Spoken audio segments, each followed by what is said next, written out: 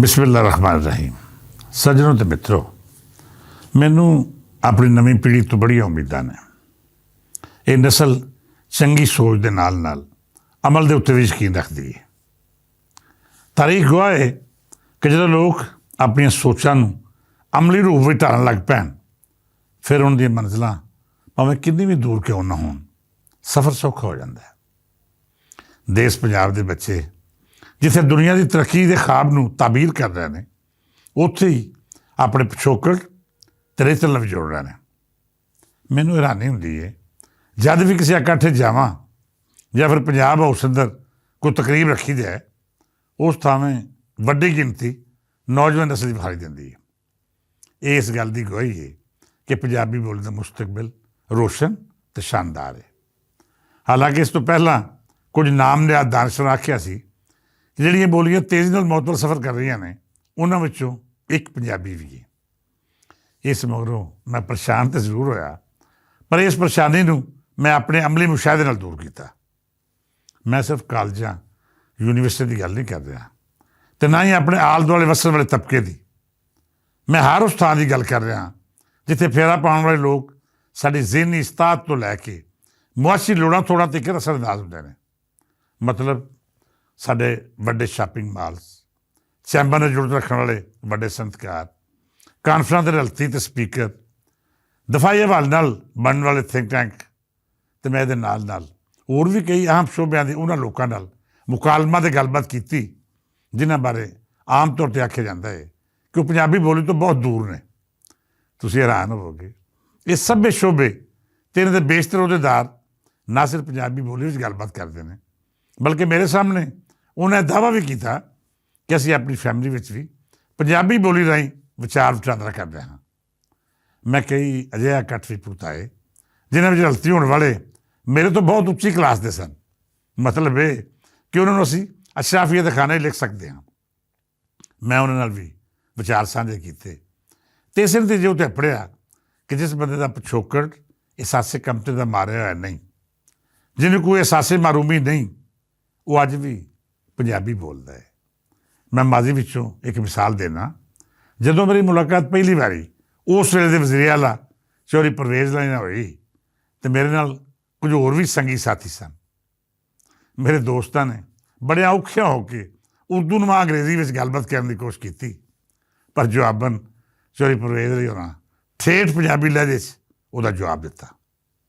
ਇਸ ਮੁਲਾਕਾਤ 'ਚ ਜਦ ਮੈਂ ਉਹਨਾਂ ਨਾਲ ਮੁਕਾਲਮਾ ਕੀਤਾ ਤਾਂ ਸਭ ਤੋਂ ਪਹਿਲਾਂ ਇਸ ਗੱਲ ਨੂੰ ਮੋਹਰੇ ਰੱਖਿਆ ਕਿ ਦੇਸ਼ ਪੰਜਾਬ ਦੇ ਵਜ਼ੀਰਾਂ ਨੂੰ ਬੇਗਾਨੀ ਬੋਲੀ ਵਿੱਚ ਗੱਲ ਨਹੀਂ ਕਰਨੀ ਚਾਹੀਦੀ। ਹਾਂ, ਇਹ ਜ਼ਰੂਰ ਹੈ ਕਿ ਜਦ ਉਹਨੂੰ ਰਾਬਤੇ ਲਈ ਦੂਜੇ ਨਾਲ ਗੱਲਬਾਤ ਦੀ ਲੋੜ ਪਵੇ ਤਾਂ ਫਿਰ ਬੇਸ਼ੱਕ ਉਰਦੂ ਜਾਂ ਅੰਗਰੇਜ਼ੀ ਰਾਹੀਂ ਵਿਚਾਰ ਸਾਂਝੇ ਕਰ ਲਿਆ ਜਾਣ।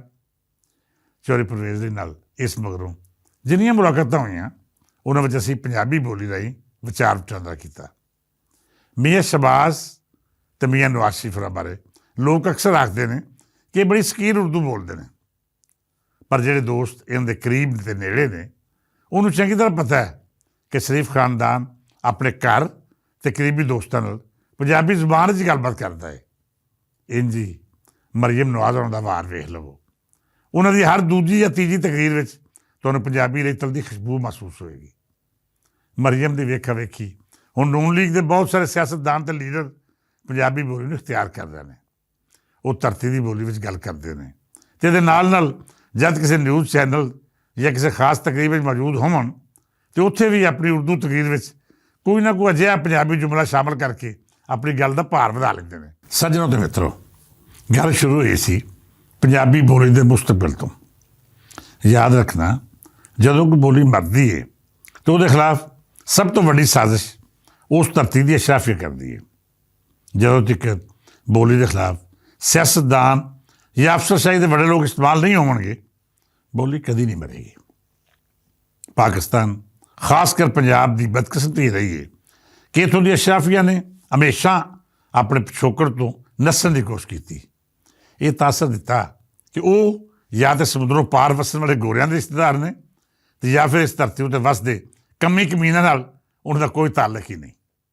ਇਸ ਰਵੱਈਏ ਨੇ ਸਭ ਤੋਂ ਜ਼ਿਆਦਾ ਨੁਕਸਾਨ ਪੰਜਾਬੀ ਬੋਲੀ ਨੂੰ ਪਹੁੰਚਾਇਆ।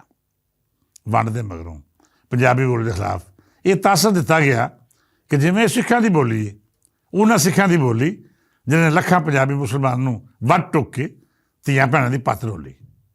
ਇਹ ਤਾਸਰ ਇੰਨੀ ਸ਼ੱਦੋ-ਮੱਦ ਨਾਲ ਪੈਦਾ ਕੀਤਾ ਗਿਆ ਕਿ ਪੰਜਾਬੀ ਆਪਣੀ ਬੋਲੀ ਤੋਂ ਦੂਰ ਹੁੰਦੇ ਗਏ। ਫਿਰ ਜਿਹੜੀਆਂ ਵੀ ਸਰਕਾਰਾਂ ਆਈਆਂ ਉਹਨਾਂ ਵੀ ਪੰਜਾਬੀ ਦੀ ਥਾਵੇਂ ਉਰਦੂ ਨੂੰ ਕੌਮੀ ਬੋਲੀ ਕਰਾਰ ਦੇ ਕੇ ਮਿਡਲ ਕਲਾਸ ਨੂੰ ਇਹਦੇ ਨਾਲ ਜੋੜੀ ਰੱਖਿਆ। ਜਿਹੜਾ ਜ਼ਰਾ ਖਾਂਦਾ ਪੀਂਦਾ ਸੀ ਉਹ ਅੰਗਰੇਜ਼ੀ ਵੱਲ ਟੁਰ ਗਿਆ। ਪੰਜਾਬੀ ਵਿਚਾਰੀ ਸਾਡੇ ਜਾਂ ਮਾਤਰਾਂ ਦੀ ਬੋਲੀ ਰਹਿ ਗਈ। ਸਾਨੂੰ ਮੁੜ ਤੋਂ ਆਪਣੀ ਬੋਲੀ ਦਾ ਮੁਕੱਦਮਾ ਫੇਰ ਲੜਨਾ ਪਿਆ। ਸਾਨੂੰ ਉਹ ਜੰਗ ਲੜਨੀ ਪਈ ਜਿਹਦੇ ਵਿੱਚ ਸਾਡੇ ਮੁਖਾਲਫ ਉਹ ਤਬਕਾ ਸੀ ਜਿਹੜਾ ਸਾਡੇ ਵਿੱਚੋਂ ਸੀ। ਇਹ ਤਬਕਾ ਬਾਖਤਿਆਰ ਵੀ ਸੀ ਅਤੇ ਇਕਤਦਾਰ ਵਿੱਚ ਹਰ ਤਰ੍ਹਾਂ ਇਹਦਾ ਹੱਥ ਵੀ ਪੈਂਦਾ ਸੀ। ਫਿਰ ਸਾਡੇ ਮੁਕੱਦਰ ਮਾੜੇ ਕਿ ਜ਼ਿਆਉਲ ਹੱਕ ਦੇ ਮਾਰਸ਼ਲਾਂ ਵਿੱਚ ਅਤੇ ਜਿਵੇਂ ਪੰਜਾਬੀ ਬੋਲੀ ਦੇ ਸਾਹ ਪੂਰੀ ਤਰ੍ਹਾਂ ਘੁੱਟਣ ਦੀ ਕੋਸ਼ਿਸ਼ ਕੀਤੀ ਗਈ। ਅਸੀਂ ਪੰਜਾਬੀਆਂ ਨੇ ਫਿਰ ਵੀ ਹਿੰਮਤ ਨਹੀਂ ਆ ਰਹੀ। ਅਸੀਂ ਕੋਸ਼ਿਸ਼ ਕੀਤੀ ਕਿ ਮਾੜੇ ਤਬਕੇ ਦੀ ਇਸ ਬੋਲੀ ਨੂੰ ਇਹਦਾ ਹੱਕ ਦਵਾਇਆ ਜਾਏ। ਇਸ ਤਹਿਰੀਕ ਵਿੱਚ ਸਾਡੇ 30 ਤੋਂ 50 ਵਰ੍ਹੇ ਖਰਚ ਹੋਏ, ਪਰ ਰੱਬ ਦਾ ਲੱਖ ਲੱਖ ਸ਼ੁਕਰ ਹੈ ਕਿ ਇਹ ਕੋਸ਼ਿਸ਼ ਅਤੇ ਮਿਹਨਤ ਰਾਏਗਾ ਨਹੀਂ ਗਈ।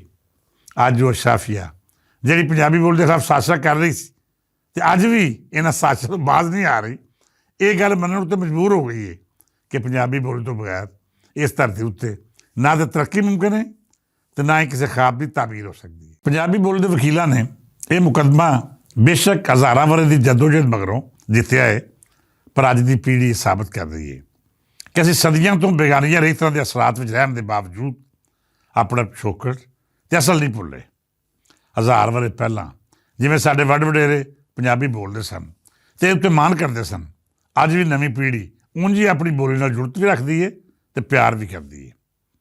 ਸੱਜਣੋ ਅਤੇ ਮਿੱਤਰੋ, ਮੈਂ ਨਾ ਤਾਂ ਕਿਸੇ ਸਿਆਸੀ ਜਮਾਤ ਦਾ ਮਹਿਤੀ ਹਾਂ ਅਤੇ ਨਾ ਹੀ ਮੈਨੂੰ ਇਹ ਸ਼ੌਕ ਹੈ ਕਿ ਕਿਸੇ ਸਿਆਸੀ ਨਜ਼ਰੀਆ ਜੋੜ ਕੇ ਉਹਦੀ ਅੱਛਾਈ ਅਤੇ ਬੁਰਾਈ ਦਾ ਫਰਕ ਮਿਟਾਵਾਂ। ਮੇਰੇ ਲਈ ਸਭ ਤੋਂ ਪਹਿਲਾਂ ਆਪਣੀ ਬੋਲੀ ਅਤੇ ਧਰਤੀ ਦਾ ਮੁਕੱਦਮਾ ਹੈ।